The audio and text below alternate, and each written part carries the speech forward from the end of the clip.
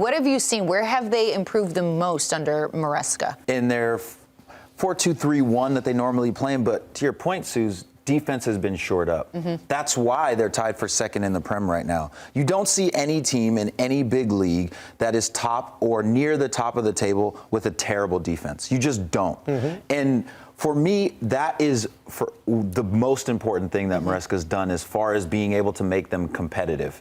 And that takes everybody understanding exactly what they need to do. Sometimes you can play free-flowing footy, and then it's like, okay, the attackers, y'all do what y'all need to do. Be creative when you get into the spots where you thrive the most. But defense is getting everybody on the same page, on one accord, and that's not just the back line, that's everybody top to back. As we saw in that first graphic, they fielded the youngest average starting 11 in the league at 23 years of age. Enzo Maresca this week has said, look, this is a team that's built for prolonged success. They could be good for many years to come because that core is so young. Do you agree, Christine? I do agree. I mean, first of all, like, give it to the Italian, okay? Like, Enzo Maresca, trust him, okay? But I think that's realistic. I think that they have so many talented youngsters in just about every position at their disposal on their roster right now. I think what it truly will speak to, and I think that 5 years is probably a conservative estimate, will be how quickly Enzo Maresca is able to cultivate this squad with his staff. It's entirely realistic. They are so young, but when you look at some of the names and some of the players, even the notable ones, it's insane, right? It's a matter of James is 24? Yeah, how to get them to play well together, That's right? crazy. So right now, Chelsea have a wealth of problems, but chiefly it's going to be like, how do we best implement these players together? Individually, they all have raw talent. I think Enzo Maresca is the guy to do it. If you remember to the beginning of the season, they had 40 players, and how are you going to pick this team? And he made some really tough decisions. He told Raheem Sterling, hey, man, you're not a part of my plans. Go find yourself another club. He's been able to sort of chop. I mean, you're talking about 40 players. This was an extension to their training center. They're in a wedding tent. They're doing calisthenics in a wedding tent because they have too many players.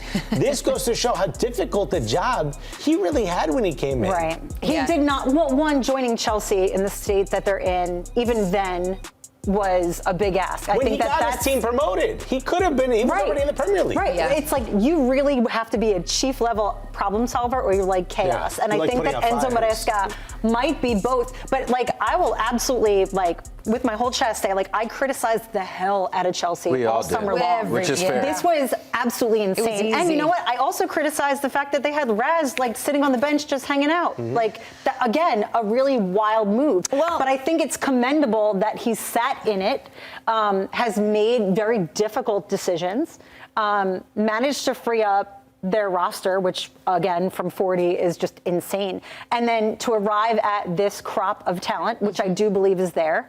Now it's cultivating it. Okay. Will history show, bro, am I bugging, or will history show that Todd Boehly was right? Was he right to spend $1.5 billion in the last 4 transfer windows? Because that's kind of the elephant in the room here. I mean, this man has been spending mad money. Todd, if you got any money left to spend wildly, I'm available. To me, this isn't sustainable. It's not, this but level of spending. Do they need to spend any more? How many young players do they have? They can't. Like FFP, eventually it's going to, bells and whistles going to go off somewhere. They have a crop. They have a farm of young players waiting to play. It shows that money ain't everything, though. And when you spend so much money, it's going to typically take time for it to come to fruition. This ain't the stock market. This is footy. Remember when Nottingham Forest bought 28 new players all of a sudden? Yes, but in their defense, a lot of those players were expiring contracts. So Christine, Alexis, let's look at Man City.